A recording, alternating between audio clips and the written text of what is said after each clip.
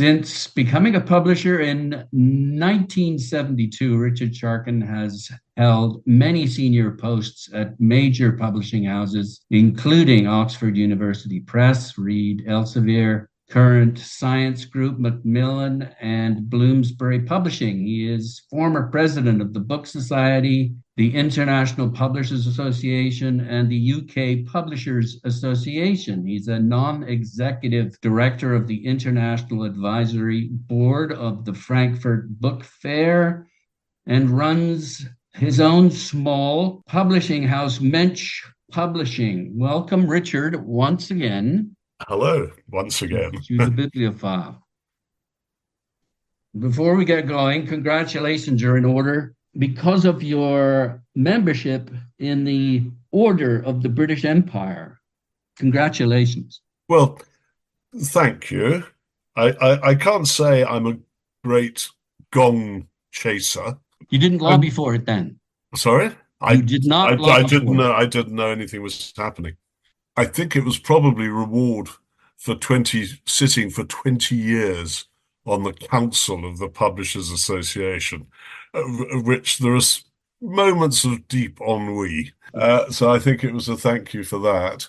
And I didn't know what to think, but I was very pleased to get, to get it, but more importantly, amazingly nice people have written to me nice things about it.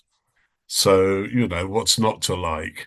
But I promise you, it hasn't gone to my head. Well, I feel more privileged than ever to have you on the show now. Bullshit. So we're here to talk about your book, My Back Pages, an undeniably personal history of publishing 1972 to 2022. Why did you put in undeniably? Well, there have been many histories of various aspects of the book trade, that some are good, some aren't so good. Most of them are very much more thorough. However bad or good they are, they're more thorough than mine.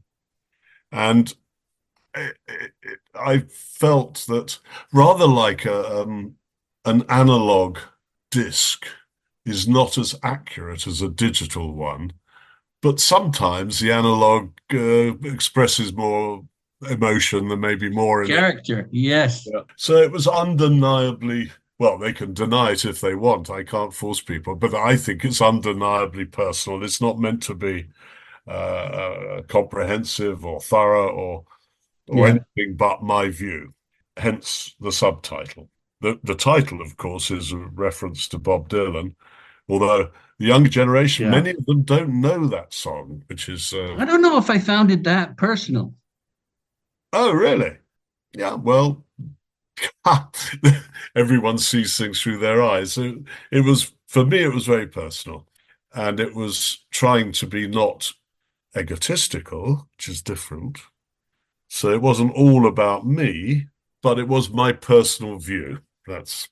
I understood. Okay, your personal view, because it's there's just a lovely little picture of you from 1972, and I really wanted to know what was going on in that young man's head. I guess it got me wanting to know more about you as a person.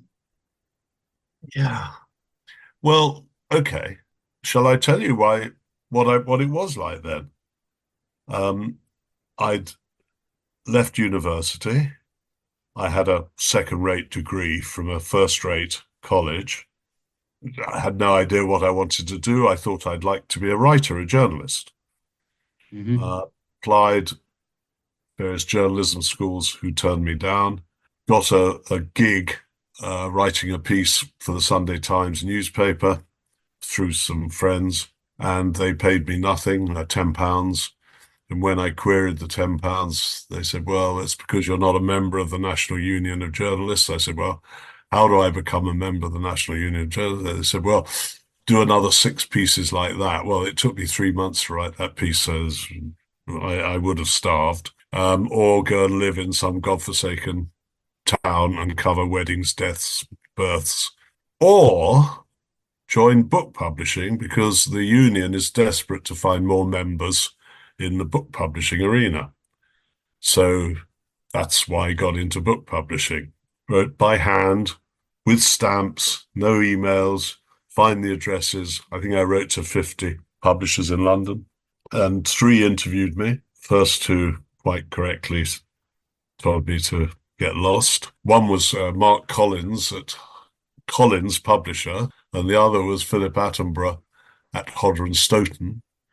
They were both the sort of owners of the businesses, which is one of the big changes that happened. Anyway, they both told me to give up.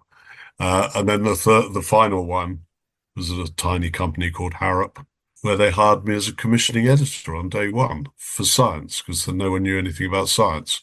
And frankly, nor did I, but did have a degree at least. So that's how I got in. And what was I trying to do? I was just trying to survive. The money was £1,200 a year, which was enough.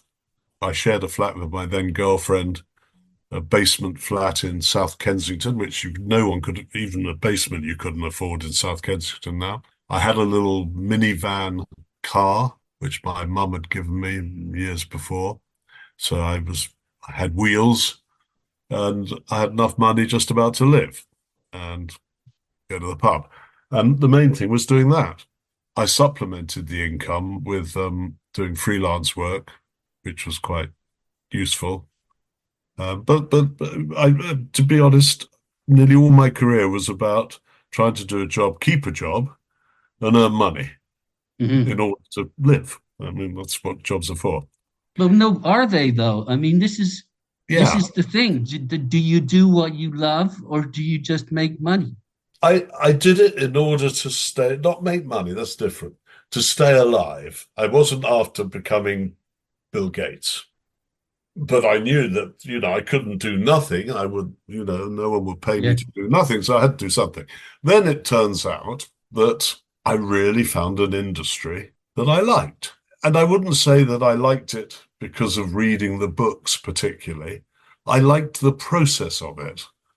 And because I'm vaguely numerate, I was more numerate then than I am now, I have to say, but nonetheless, I was vaguely numerate. I had a head start over many of the other people who thought arithmetic was beneath them. Art, culture, literature, words, love, passion. But I was pretty keen to stay in. The people paying me were presumably paying me to help them stay in business. So I felt that.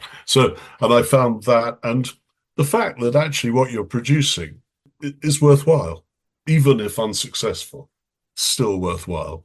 So that was it. I don't think it was any great philosophical thing.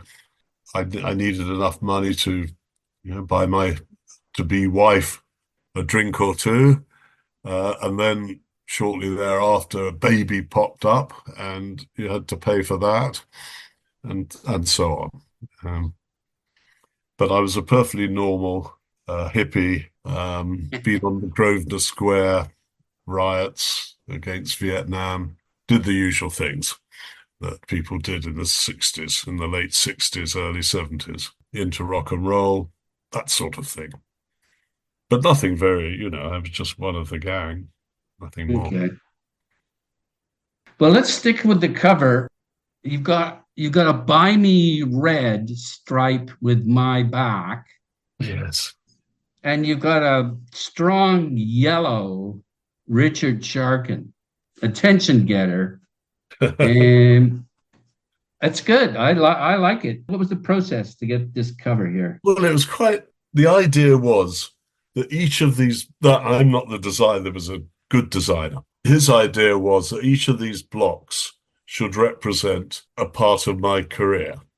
And in the original, we had the logos of the various publishers. And then I said, some of them are trademarked.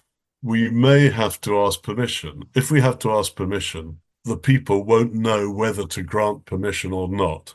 And we wanted to get the book out quick. We wanted to get it out for the London Book Fair. And we only had a month to do it. So I said, drop the logos. And actually, I think it works quite well because it would have been quite busy with. Well, they look like book spines. Yeah, well, that was the idea. Yeah. So that's what it was. It's worked quite well. Although I have to say, there are four publishers in the world who right now are producing translated editions: Spanish, Turkish, Arabic, and Chinese. And none of them want to use this cover. Okay, to the content. It's 50 years in the business, and you talk a lot about the changes, and you also talk about lessons. So let's go through some of the lessons that you've learned as a result of working with these different publishing houses. Harrap, for example. What did you learn? Learnt everything. I think it was understanding what I call the gestalt of publishing, how things fit together.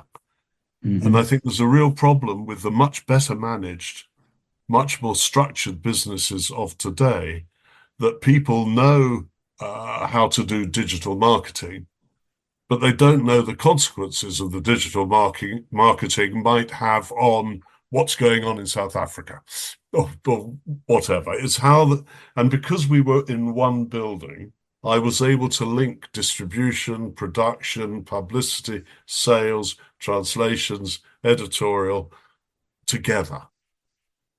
There was a lot more sales reps back then. The only place in our business where you're actually selling as opposed to supporting booksellers, customer service, but actually selling, because by and large, we don't sell, the booksellers sell. The only place where we actually sell now is rights, translation rights, because they can't return them. If you make a sale, you've made a sale.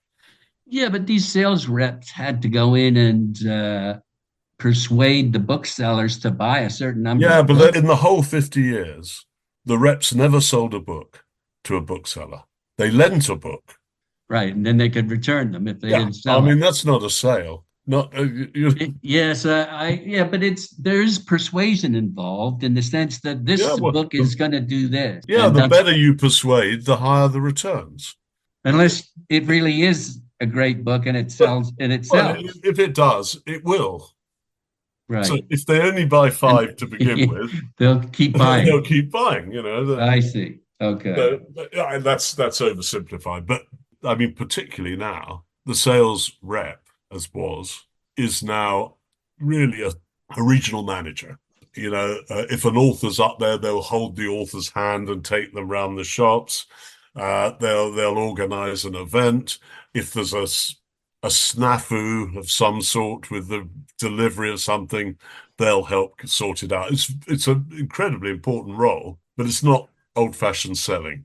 You suggest that designers and design and marketers are much more important now than they used to be in Um, the book. You say that in the book. well, depends on the sort of book. I mean, for say a cookery book, the design is really, really important. Frankly, a novel is a novel, and the design of the outside is important.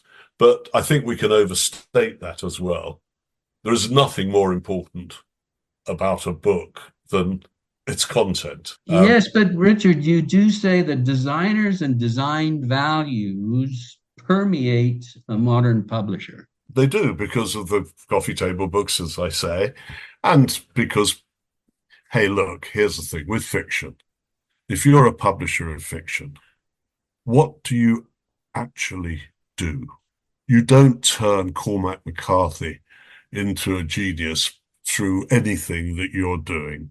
I think it's to some extent it's displacement behavior. Well, we've got to do something. Oh, we'll do. And so as I say, it permeates. Or, you know, the books, a particular author's books aren't selling. What should we do? Oh, I know, we'll do a new cover. Has it Right. ever worked? Yeah. Not sure. Okay. But I do think what does is marketing, which is how to reach the end purchaser, or at least alert the end purchaser to the book becomes the real trick. That's challenging. Well, you say one of the lessons that you learned at Reed, just to jump ahead a little bit, Yeah. was that the shorter the value chain, the better. Yeah.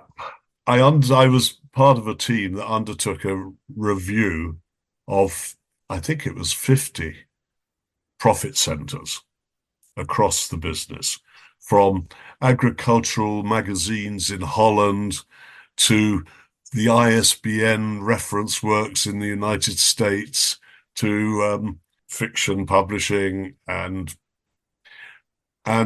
when we did all the analysis, there was an obvious conclusion. The higher the average discount granted to the next person in the chain, the less profitable the business. Well, at one level, that's self-evident, but that wasn't the reason.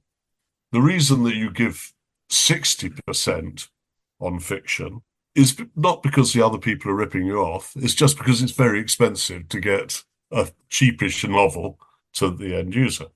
With a legal text, you give a tiny discount because you're very close to that person. The paperback, the novel, goes through, I estimate, 20 odd transactions between manufacture and purchase. And that distance puts ignorance. So you don't know who that customer is 20 transactions away. You don't know who it is. Whereas with a lawyer, you're selling them a book, you know the lawyer. You're more likely to know what the lawyer wants, and indeed how much you could charge the lawyer. And then it turns out it's more profitable, unsurprisingly. It's not the discount itself, it's the closeness to the end user.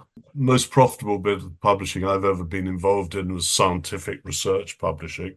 And the editors of the journals that we published knew intimately what the readers wanted and the authors wanted. They knew it to their fingertips. Whereas if you ask a fiction editor, what is, I've got this feeling, well, they don't actually know what the reader really wants. And the percentage of errors in fiction publishing is very high for that reason. From Harrap in 72, you went to Pergamon in 74, and Robert Maxwell, who you say grasped that there was going to be an explosion in research and therefore publications, and that he was charming and flattering. He charmed the researchers. Is that what he did? Yes, he did. When he was ousted, I can't remember the exact thing, but at one point he was ousted. The editors of all his journals all rose up, said, "We love this man." And they did. And when he came back, there was hurrahs and the world was a happier place for them because he cared about scientists. And the scientists are both the authors and the readers. It's a closed circuit. And he understood what made them tick. Well, partly it was ego. No, put that to one side. No, he understood because he actually believed in it. He understood the importance of dissemination of information, which he learnt in the war in Berlin. Separately, did he have an ego? It was bigger than Ben-Hur, it was huge. I'm talking about the people who wrote the articles for the journals that he established. They wanted to see their name in print in a prestigious journal. There's always an element of ego about being published, whatever you do. But I don't think there was. No, it wasn't their ego. It was their future. If they wanted to get grants to do their research, they had to publish. It was that still is the rule of the game, He set up like hundreds of journals. Yeah. So what was his brilliance then? His widow kept an archive of all the letters he wrote and photos of him, and it was near my place in France. I used to go and visit it. And on one occasion, I was and there were files all over. I mean, big thing. And I pulled randomly out one of the files and opened it, and there was a letter to the then professor of organic chemistry at King's College in the Strand in London, saying something like, "Dear Fred, I think the time has come for a brand new, rapid communication, international journal on organic chemistry. Will you be the lead editor? And that letter led to the publication of a journal called Tetrahedron, tetrahedron being the structure of a carbon, and Tetrahedron and its sister journals, Tetrahedron Letters, are, I think, probably the single most profitable publication in the world.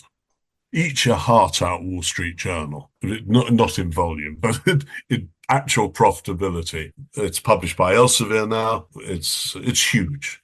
And that was his idea. And if he hadn't written that letter, or if someone else had written the letter, or something, it wouldn't have happened like it happened. So he was really good. He also understood how the subscription agents worked, how you could play with currency, how you could make money on the exchange rates. We used to bill, when I started there in March or whenever it was of the year, we billed everyone in pounds because we were a British company. He came in one day and said, we're going to bill everything in dollars. We said, we can't. How can we do it? He said, we're going to do it. And a week later, we were billing everyone in dollars. 3 months later after that, he came in again and said, nah, we're going to bill everyone in Swiss francs. At every turn, it was a good move. He was clever. Or another example, I don't want to go on about him too much, but that's brilliant. When North Sea oil was discovered and the British economy got a shot in the arm from it, he was the guy who landed the contract to publish all the manuals on how to build oil drills or whatever you do in the North Sea. Clever. How do you get that? God knows. Probably a friend of a friend in the high up in the establishment. Would you say then that, I mean, his brilliance was he was able to come up with all sorts of great ideas for journals? Would it be a bit like Weidenfeld? Weidenfeld was so good at coming up with book ideas. He was 100 times the publisher that Weidenfeld was. I'm very fond of George. I was very fond of George, and I have a lot of admiration for him as a publisher. And he was a much more decent man than Maxwell. I'd rather spend the evening with George than Maxwell. But Maxwell was in a different league. And again, why? Well, because he built, I mean, George Weidenfeld Nicholson was teetering on bankruptcy most of his life. It ended up as a £10 million business. Maxwell's thing ended up at 300 million, 400 million. Just in terms of numbers, it's a different. Yes, okay. But again, what explains this then? What explains it? What, Maxwell? Yeah. Well, I think actually he has something in common with Weidenfeld and something in common with Paul Hamlin, who we might come to later. Yes. These are all immigrants, and they were all fighting to make something, to build something. Right. And publishing was very attractive because it doesn't actually require much capital. Low barrier to entry, It's low barrier to entry, and the thing that makes the difference is your talent, your intellect. And your hard work. We touched on this the very first time we got together in your backyard, and the fact that many of these immigrants were Jewish. Yeah. Taking care of business and taking care of your family and taking care of literature. Within Judaism, the book is very, very important. So literacy is, I don't know what it is, but I should think it's 100% amongst Jewish people. It's bred into you. So books are really important. Yeah, okay. So the value of networking then, you said he knew a friend of a friend. He must have been just a brilliant, not just like you, a brilliant networker. No, he was much more brilliant than me. I mean, he was networking with every tin pot dictator in Eastern Europe. He became a member of Parliament, so he networked around the House of Commons. Okay.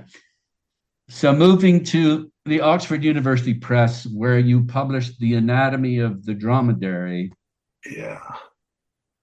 And not one of the great. Wasn't a huge success. Wasn't a huge success, but it didn't have to be. No, which is what would you say that defines the Oxford University Press, that it didn't have to be? Yeah, it's one of the definitions. We used to have a system. All the books we took on had to be approved by a bunch of delegates. These were the professor of this and that and the other from the university. We'd meet at 11 o'clock on alternate Tuesdays, except during the long vacation where no one was around, and they would go through all the books we wanted to publish. We had a traffic light system. So green meant it was a good book and it was profitable. Amber meant it was a good book, so-so. And red was it was a really good book and was going to lose us a ton of money. And so the Anatomy of the Dromedary fell into the third category. The thing that really scuppered it, though, was that there were three authors or two authors, I can't remember, but at least let's say there were two. One was South African and one was Israeli. And if you think of the distribution of camels, this was not a great selling point. I think the very few copies we sold were probably to Australia, who didn't care. Okay, on that note, let's get to Paul Hamlyn. Yeah. But keeping with Oxford University Press, someone there called on your way out, someone there called him a street trader. Yeah. It's kind of maybe a bit of an anti-Semitism flavor there, yes? Well, possibly. The person who said it was the Vice Chancellor of the University of Oxford and was chairman of the Committee on Responsibility or Ethics or something, and blah, blah, blah. And a perfectly reasonable guy. Very tall, I remember, and very scary. Whether it was anti-Semitism or just anti-business, commercial. Yeah. Not like a we people. Yeah. Not one of us, in Maggie Thatcher's phrase. Dirtying himself with money. Yeah, exactly. And Paul actually was infinitely more cultured than this guy anyway. His foundation that he set up with his money, Paul Hamlyn Foundation, has done unbelievable amount of good around the world in encouraging creativity, writers, plays, artists, you name it. So to hell with the old school. So what did you learn from him? Well, so I was still quite a junior-ish, or a lot younger than him. He used to visit me in Oxford because OUP's offices were roughly halfway between his office in London and his country home. And he would drive there on a Friday in his Bentley. By this stage, he was at the point where halfway he definitely would need a pee. And so he would come along and use our facilities, and I'd give him a really dreadful cup of coffee which I could see he didn't enjoy. And we'd talk. So you befriended him. You made an effort. He befriended me, I'd say. Goodness knows why, but he took a fancy to me. And, I think he quite liked parking the Bentley in the quadrangle at OUP and seeing all these impoverished dons not looking at it with envy. So what did I learn from him? Firstly, that books can be affordable and beautiful at the same time, that trading is how you do it. You trade, you make deals, you play around, you create, because in those days we had book clubs, or you would do co-editions, and you could reformat. I remember one of the great things he did was there was a pocket book of birds, the Oxford Book of Birds, somewhere about that size. Yeah, which is tiny. What? Which is tiny. You're showing me something it was tiny. a pocket, so you could put it in your pocket. Yeah. He licensed it from me and blew it up. All he did was make it bigger. Sales went from 2,000 a year to about 50,000. It was so simple. but we hadn't done it, Yes. And the author, who I knew the author, who rang me up and said, "Well, there's something wrong with the royalty statement. What is this? It was £3,000. I've never earned more than 300." So he taught me about repackaging. He also taught me from very early on. When he wrote to me, he'd sign off cuddles. Cuddles? Cuddling you. Yeah. That's nice. Exactly. He was sending a message. And then when I decided to leave OUP, I rang him up on a Friday and said, "Paul, I get the impression that you sort of quite like me, and you'd quite like me to go work for you. I'm just telling you, now's the time." And he said, "Good." And I said, "Well, what?" He said, "Well, I'm no longer an executive of Reed. I'm a non-executive, so I can't hire you myself, but you've got a job. And Monday, we'll work out what it is and we'll do all the stuff, but you've got a job," which allowed me to go to the Vice-Chancellor and hand in my resignation. And he said, "What have you got a job to go to? You've got three young children." And I said, "Well, no, not exactly, but Paul Hamlin has said I've got one." He said, "Have you got it in writing?" And I said, "No." And he said, "Well, he's a bit of a street trader boy or street trader or something." And I said, "Well, the thing is, I trust him more than I trust the University of Oxford." That's nice. And so it was, and I hope that I've been trustworthy as well. So that was a lesson. Okay. Well, speaking of Bentleys, when you went to Reed, now I don't know how soon after this was. Is this where you got your first Jaguar? Yes. Yeah, so that was immediately after as soon as I joined Reed, which was like a couple of months. I think I had a month off or something. And they said, "What car do you want?" And I said, "Well, I don't know. What do you think?" And they said, "Well, you can have a Jaguar if you want." I said, "Oh, well, that would be nice." And I very childishly, I parked it on the front of the gates of OUP just so they could see it. I was a bit silly, but there you are. We all do silly things. This speaks to a zeitgeist of excess. Yes?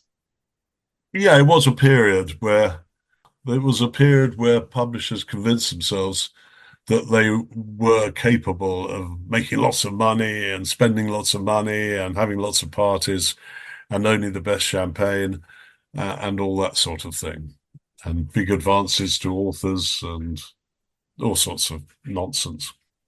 I think one of the most telling lines in the book about the difference between Reed and OUP was you describe this. I don't know if they did it each year or not, but it was making fun of the worst book of the year, and that would never happen at OUP, right? Absolutely.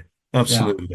And indeed, just on the excess, that conference was held at Gleneagles, posh place and we took, as far as I remember, we took the whole of Gleneagles in order to celebrate the worst book we published.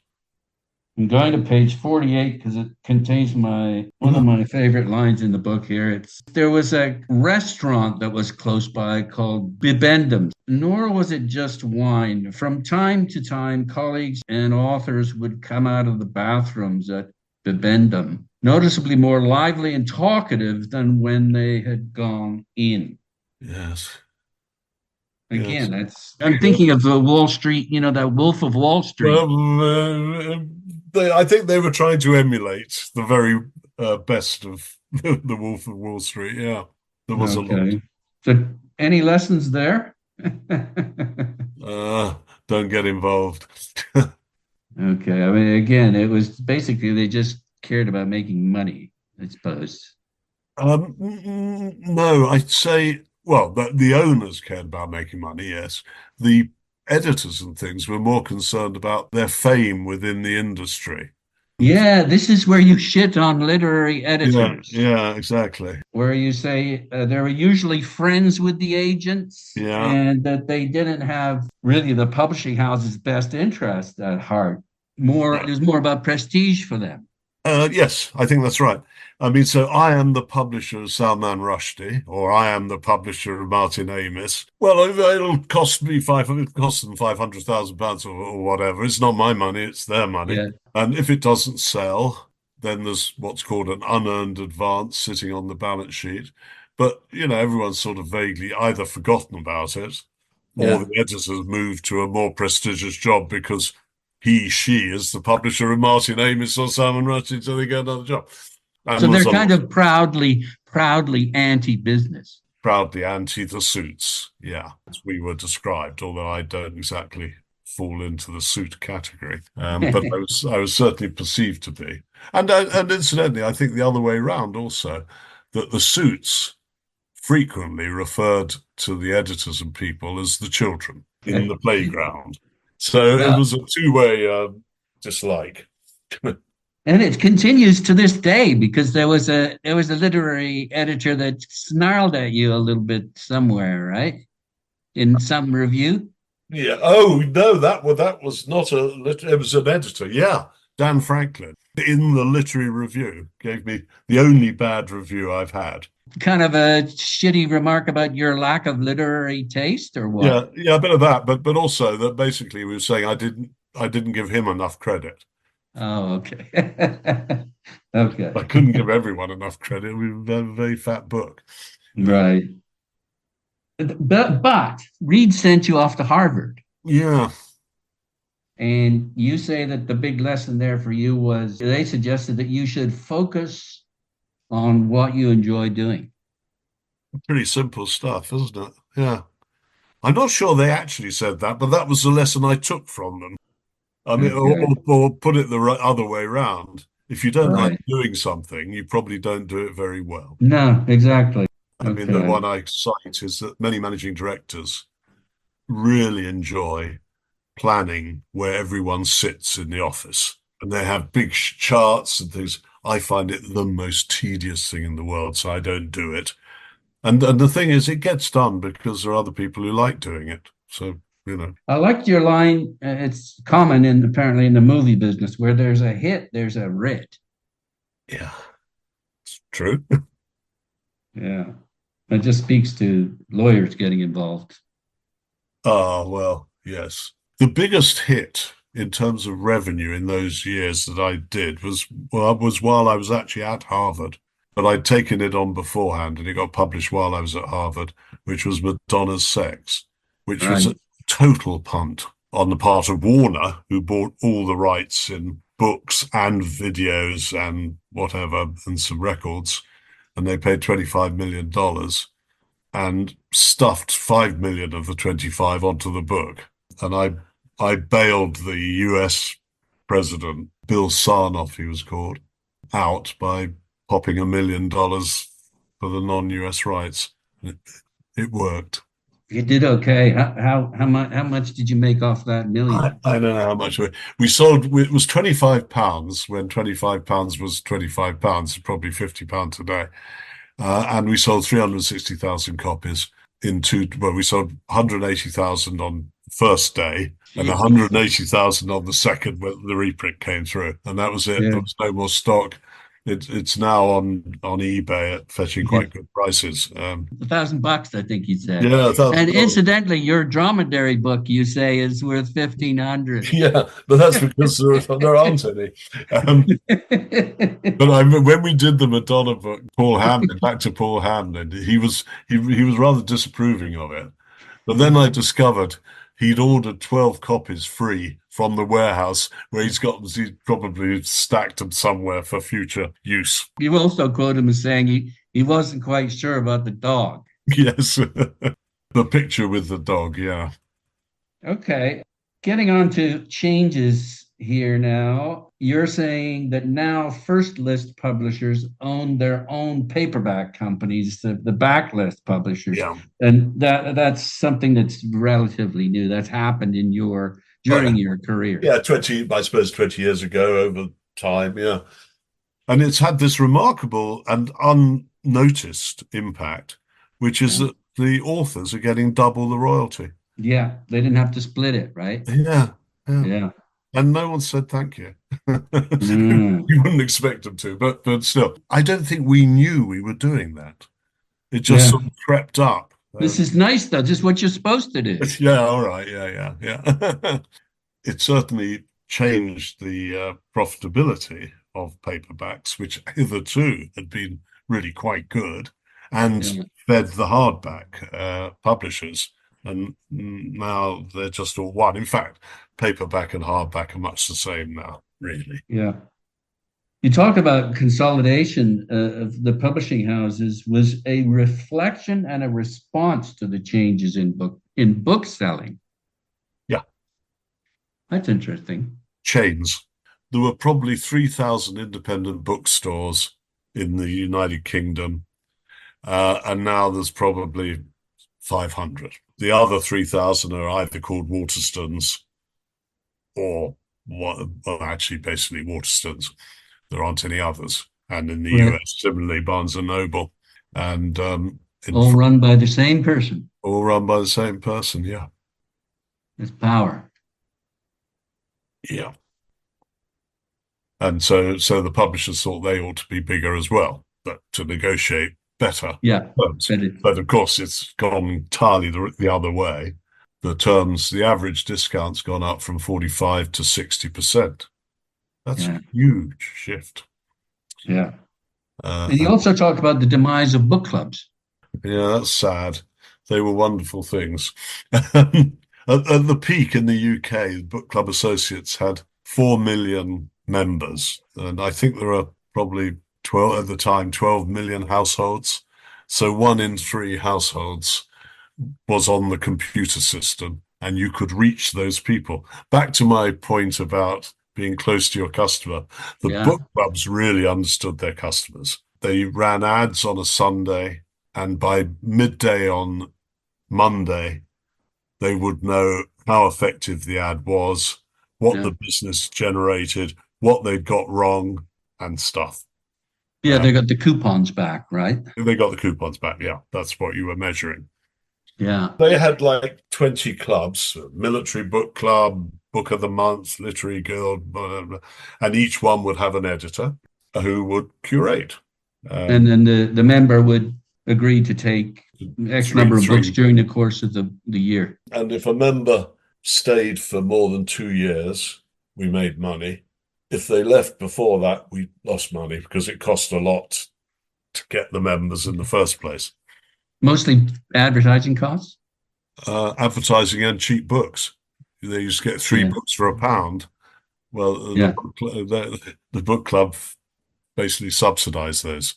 It cost, on average, if I remember rightly, £60 to get a member. And then, therefore, you had to make more than £60 in gross profit to get into the black. And they were brilliant. I mean, in some ways. You know, on the coupons, if you didn't have a picture of a pair of scissors, showing you where to do it, you'd get a lousier response. Yeah, or no dots, right? No dots. Yeah. And we always used to put the joy of sex right next to the coupon. And people would choose it not as their first or their second choice. They didn't want people to think, even in their own heads, that, oh, well, we'll have to say we'll take it as the third choice. And that was successful because they didn't want to go in person to pick it up. It was nice to get it in the mail, right? Exactly. Yeah. Okay, I want to move along to Macmillan here. Any thoughts about lessons there? Well, it was the first time. No, the second time. The first time was Harrap. It was a family company. And it was the second time, but on a rather different scale. It was a family company. When I joined, the Macmillan family still had a third stake, and the Holdspring family had 2/3, and then Holdspring bought out the third to own it altogether. But very much a family company, unlike Reed, which was a public company where the stock market, the share price, all that, and quarterly results or monthly results were vital. Here was a company that had a longer term vision, it came with its own consequences, because families, like every family, there are internal family disputes, there are different, the personalities play out more. As you know, I mean, in a way, News International, News Corporation is a Murdoch family business, and this has its own issues. So what did you learn? I learned? What did you learn? Yeah. Well, I mean, I don't know whether it's a question of learning, but understanding asset value. So Macmillan had lots of brilliant things. It owned Picador, cutting edge literary fiction and non-fiction. It owned St. Martin's Press, brilliant mass market US operation. It owned Farrar Straus. Yeah, Richard, why did the two companies, especially when you bought back the name, why did the two companies stay separate? Well, well, two reasons really. The names were retained there because why not? But they moved from the corporate name became Macmillan across the whole world. There were separate reporting lines because European countries, including Germany and France, see the world as a series of countries. English is not a country. They would ask me, and people do still, what's happening in your market? For that, they mean the United Kingdom, because that's where I live. But actually, our market is anywhere where anyone speaks English. Except the United States. Well, but it should include, that's the point. But this was a German-owned company that saw things rather more territorially. Okay. But also that, I mean, you've got to have some division of responsibilities. And John Sargent, who ran the US businesses, ran the trade and college. And I ran all the education and English language teaching and trade, and most importantly, science. The lesson I learned was the identification of the most valuable part of the whole Macmillan empire, which was the Nature brand, which is now merged with Springer in Heidelberg, create Springer Nature, which is a €4 billion business. Holdspring own the majority of this joint venture. They've got control. I see. Okay. So I think they have 53%. You quote William Goldman saying, nobody knows anything. This is about, it maybe pertains to publishing, but you say that the best editors are always alert to opportunities and ready to act. And then you talk about one Adrian Soar, who goes after Jeffrey Archer and sets up a meeting with him in prison. This is a sign of a good publisher. Well, it worked. I mean, you can have your views on Jeffrey as a person or anything else, or as a writer, but as a publishing entity, a publishing asset, it was brilliant, because essentially we acquired him for nothing. Right, and that's just did you say it would be the stupidity of HarperCollins dropping him? Yes. Or their Well, I think a combination of stupidity and snobbery. Snobbery probably more than stupidity. Right. It was actually HarperCollins that did me another favor, which was they had contracted Chris Patton, the last governor of Hong Kong, to write a book about East-West Chinese, Anglo-Chinese relations. And Murdoch got married to this Chinese woman. And the next thing was HarperCollins were told to drop that book, which they did. I was lucky enough to pick it up, and it was a great seller, and a great book. What do you mean lucky enough? Did you mean someone else could have gotten it? No? Yes, that's true. But Michael Sissons, the agent, Chris Patton's agent, picked up the phone to me first. Yeah. Well, I don't know whether it was first. Maybe he picked it up to someone else and they said no. But anyway, he picked it up to me, and I ran over there and said how much, and we acquired the book. In fact, that's another lesson here. You say don't hold a grudge. Did you shit on Sissons, or you weren't happy? Yeah, no, we had some row. Yeah. The life lesson is don't hold a grudge. And pray they don't hold a grudge against you as well, but that's not always the case. Yeah. But actually, that does touch on something, which is that I discovered in writing the book, when we started, this young man who helped me write it, Tom Campbell, said, we got to have every chapter, we got to have a bit of dirt on someone. And I said, Tom, this is not that sort of book. We're not going to do that unless it's unavoidable. And we got to the end, and I realized that there was only one person I wanted to be horrid about the whole 50 years. They're basically decent people. What's wrong with that? And the one person was dead, so it didn't matter. But who's that?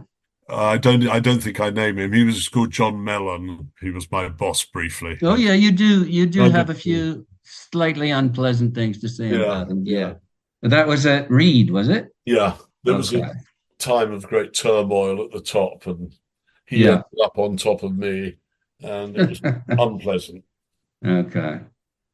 Okay, so we got Bloomsbury and we got Mensch. Bloomsbury sounds like quite a lovely, fun time. You've got this war chest, and your job is to diversify and buy a whole bunch of companies, publishing companies that you think will be profitable. So what rationale did you use to buy these various companies? Continuum is an amalgam of small academic publishers, Osprey, the military publisher, Wisden.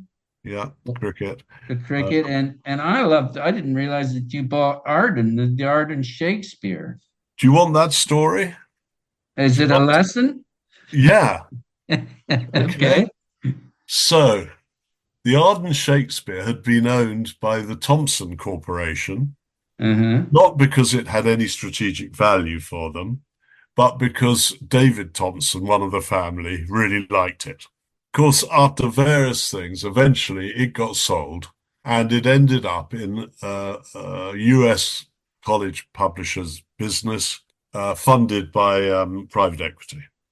They very sensibly looked at the Arden Shakespeare, which is every Shakespeare play. Yeah, with wonderful criticism. And they get revised on a rolling basis. And one of the plays, the editor who was meant to be revising it was running 7 years late or something. I mean, just ridiculous. So the people at this publisher said, right, well, we'll have to get a new editor, get rid of this editor. So they sacked the editor. The whole of Shakespeare scholarship rose as one against these bastard American barbaric private equity sharks. And I knew the CEO of the American business, and I rang him up and said, look, let's get together at Frankfurt. You must be having a miserable time with all these attacks. So we sat down and he said, yes, it's hell. I'm getting 30 emails a day calling us crooks. And well, what do you think I should do?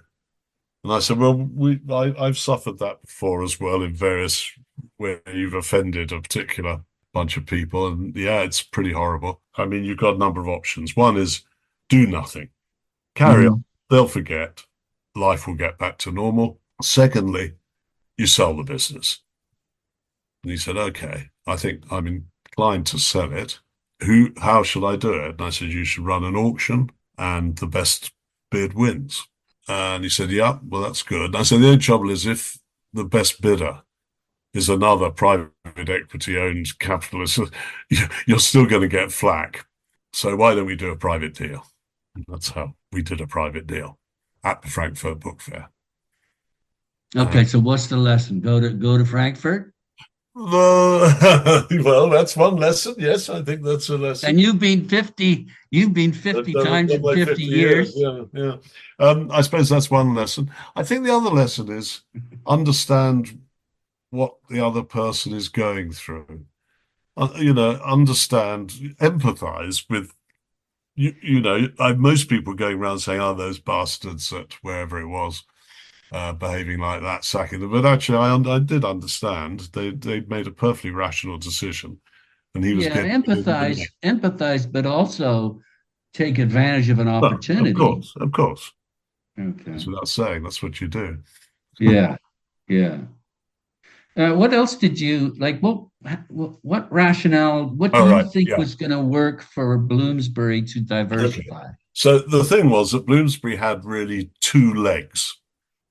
One was children's books, which was very strongly held up by Harry Potter, and the other was their literary list, the trade list, lots of really great novelists. They had tried developing other areas and quite successfully, cookery books doing quite well, but a few celebrity biographies which didn't work. And there is a lot of luck in that game. And if you're not very big, you can lose money quite easily. Mm. So we felt that we needed a bit more stability, a third leg. And the third leg should be stuff that was less risky, Yeah. more long term. It wasn't a question of publishing a big book this year and then what do you do next year? Also, which could take advantage of digital technology. Hmm. But the big thing was being able to take this material and create libraries, digital libraries of religion or medieval history or classics. There's one that's very interesting. It's called the Bloomsbury Fashion Center. Yeah. What's that? Well, fashion is a pretty substantial discipline within universities. Lots of kids go to university and study fashion or fashion and design or design and fashion. And we acquired a company called Fairchild in America and another one from Oxford. We brought them together. We digitized everything. These are all books, mostly These were books, books. Yeah, these were books. because I've been going after fashion magazines from the 50s and 60s. Oh, right. Yes. They're Yeah. fantastic. No, Are you these doing that were as well? no, no, not really. I think I don't know. I haven't looked at it recently, but it was largely textbooks. Okay. But the most successful, the one I'm proudest of, is something called Drama Online. We had acquired Methuen Drama, which was a pretty good drama list with Bertolt Brecht and so on and so forth. And then we had the Arden Shakespeare, so we had two. Nice. And then we went to Faber, who were the second drama publisher, or first, depending on who you talk to. Said, why don't you join us? Because we can put everything into one bucket. And they agreed. And then we got the BBC to put their video stuff up, the Royal Shakespeare Company to put their stuff up. Wow. Then various Applause, I think, was one of the American companies that came in. And so now it's pretty well the whole of drama. And wait a sec, this is text, but it's also a It's text video of and video. plays? Yeah, it's all delivered online, so it doesn't matter if Wow. it's text or audio. It's And hugely you successful. pay us, what do you do? You pay a subscription fee Yeah, for the that? university buys it on behalf of all the students. They pay an annual subscription. Uh, Nice. and yeah, and it's Wow. huge. It's big. And it's really good. I mean, the trouble with plays is drama plays is in print. It's really difficult because the play isn't put on very often, and you never have the right number of copies available, or and so or just a nightmare. But this way, everyone can have access all the time. Everything is still available in print for those who want it, but that's secondary to What do you mean then? If they want it in print, you put it on demand, or what do Yeah, you it's do? probably. I would think. Well, some the really big sellers won't be on demand, but they'll all be in the warehouse one way or another. I'm really proud of that thing. It's. I mean, I didn't do it myself, but I think I enabled it or facilitated. Now, if you look at the Bloomsbury results, when they have a bestseller, and they have a newish bestseller woman called Sarah J. Maas, and she's really really big, and it really feeds the bottom line because the rest of the business is stable. You don't have Mm. to use those profits to cross-subsidize failures. And Bloomsbury are in really good shape, really well managed, good books, and very innovative. So it's been good. That was a good strategy, I think.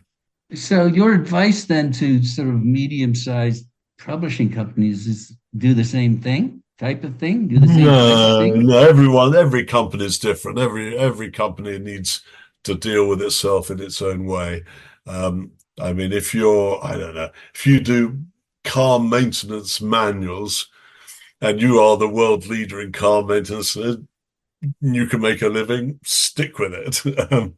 No, but maybe also get a magazine that covers that area or Well, something. you could, well, yes. A friend of mine set up publishing books about water, and now he runs conferences around it and Yes, letters and bulletins, and yeah, yes. he's now Mr. on Ms.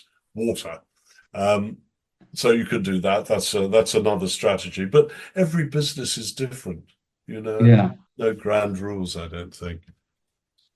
I mean, Bloomsbury, because it's public, has to keep growing, has to keep delivering. yeah. Whereas if you're a privately owned business, you might say, "Oh, I don't mind. I'll take half my salary this year rather than the whole lot, but I'll put that into something that will come good in 3 years' time." Yeah, a choice. I didn't get lessons out of Mensch. I mean, we devoted a whole Yes, too episode to long, your too long. Yeah, experience. yeah, Other than the fact that there's, you're happy that there's a pretty low barrier to entry and that printing costs are lower. But what lessons maybe, because we haven't spoken for a no. few years, anything else coming up?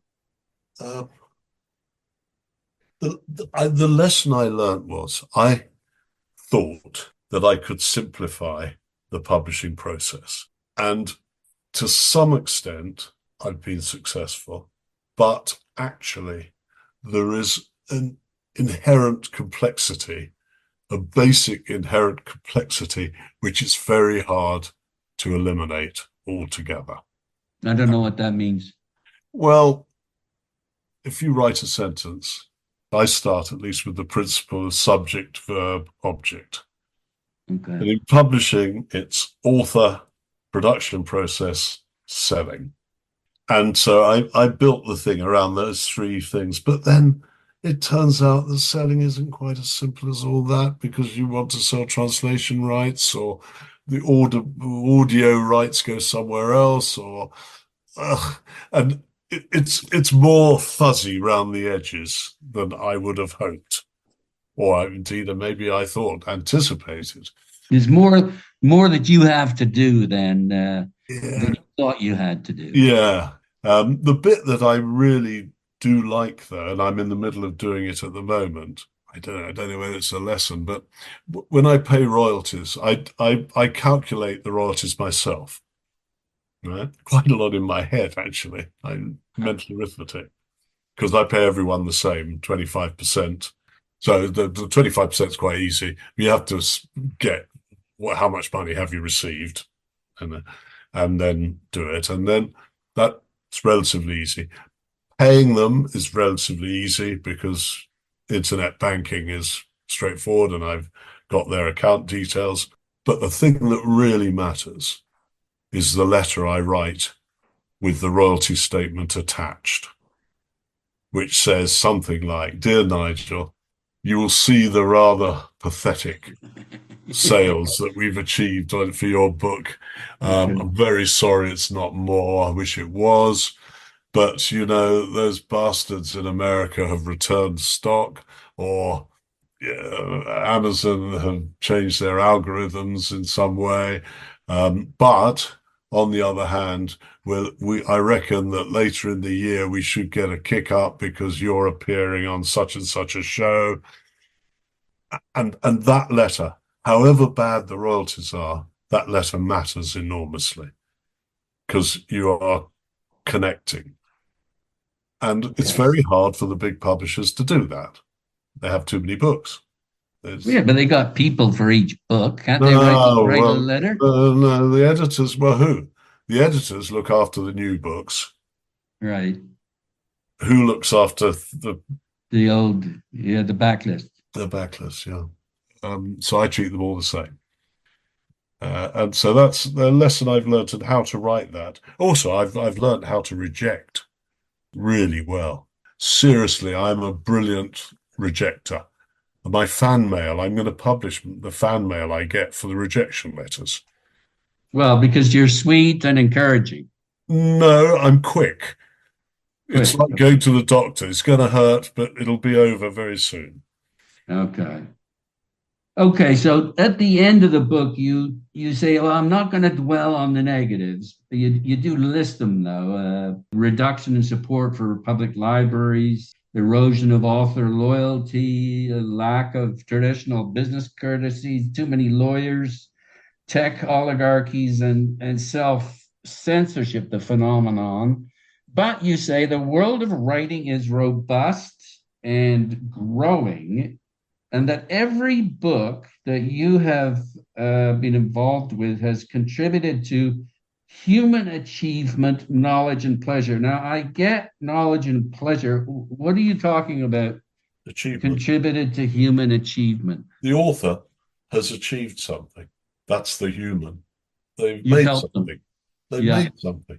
Yeah. And in English language, it's estimated last year were 1 million new titles, 5 to 10 million backlist books. But each of them, however small and however anatomy of the dromedary, it doesn't matter. That was worth doing because someone had to do it.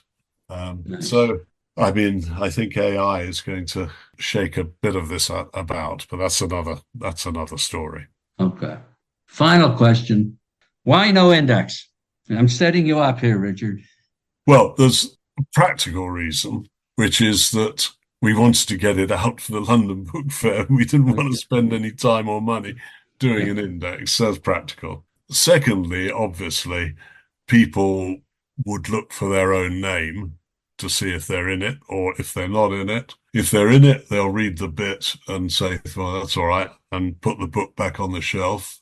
If they're not in it, they won't buy the book either. So, and my fallback position is there is an ebook, and if anyone is really interested, they can buy the ebook and search for their name or anything else they might want to be searching on. It's perfectly feasible. You don't need an index. But I do want to end on this other thing, Okay. if I may. Yes. So no one in their right minds would want to do an audio book of this book. It's done very well. We've sold over 3,000. We got 4 translations. But it's still not mass market by any stretch of the imagination. But I wanted to try an experiment. So I went into a studio, this is very recent, and read the first chapter into a recording machine. They then put that into a AI system and put the file, the EPUB file of my book into it, merged the two, and out same day comes a full audiobook. You can listen to it. If you go to Audible, it's available, and you don't have to pay because you can listen to a sample and see whether it matches my voice. It's not my voice. It's not perfect. Some of the intonation is not as good, but think of to hell with my book, that's nothing. But think of the opportunities for serious people who want their voice as well as their book to be out there. At the moment, a typical book takes 4 days in a studio, which is very costly. Probably has a narrator or an actor you have to pay. And then there's the whole process that has to be gone through and done. Here, this is, it would take an hour of studio's time. Who did it for you? Then who did that? Well, it's a company in London called Rakkit, Rakkit. And the AI system they use, I don't actually know, but there is one. And my family have listened to it, and they reckon it sounds like me. I can't bear to listen to it because it sounds like me. But that's just you. You've got a great voice. It's an interesting development. And I've actually written to Don Katz, who was the founder of Audible, who I know quite well, to say, look, this could be the moment. Because he was always saying it's beyond, mass market books. And you imagine if you had, for instance, if you published, I don't know, Jeffrey Archer, he's got audio books of all his books read by someone. You could put him in the studio for an hour and you could have all 30 of his books, the authentic edition, read by the author. And it does make a difference. I listened to Christopher Hitchens reading his God Is Not Great. Yeah, it was a great experience. Well, I can tell you that one of the books I published, this one, which I'm very, very fond of, called I Fear for This Boy, the author of this read it. Very funny anyway. It's a very funny book, but the reading makes it happen. You know, Yes, it's just the real thing. Anyway, well, thank you for that. That's fascinating. Grist for another conversation, but for now, my back pages, and undeniably personal history of publishing 1972 to 2022. Where can people get this? Anywhere? Anywhere in the world. Probably the most easiest way to get it is through Amazon. And I should say, I don't know about .com, but Amazon UK have got it on a promotion at the moment. It's £2.50. Boy, get out there and clear their stock. Well, better put this up quickly then. Yeah, okay, Richard. yeah. It's great to talk to you as always. All right. Take care, Nigel. Good evening.